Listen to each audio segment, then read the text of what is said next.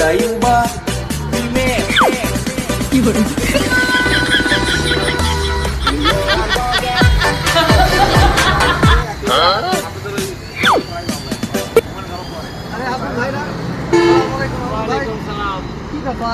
নতুন shirt pant জুতা পরে আরে তুই কি খুঁজিস রে? আমার খাবার কি করবে? আরে সে কথা কোস না।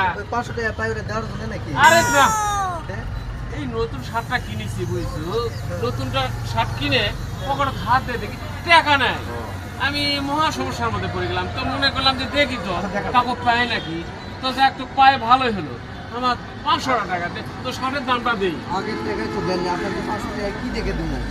আগের টাকা দিছে আরে বাপুরে 500 টাকা নিছি, 1000 টাকা হলে একবারে দেবো তো রে।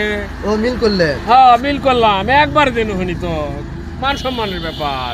আপনার টাকা দেবো না ভাই, আপনার মান সম্মান গেলেই কি আপনার না গেলেই আমার কি, আপনার থাকলে কি না থাকলে আপনার 500 টাকার জন্য আমি 5 মাস থেকে ঘুরে পা ধরেছি কিন্তু তার টাকা দেন আপনার আবার 500 দিয়ে আমার এটা একটা কথা হলো এটা একটা কথা হলো।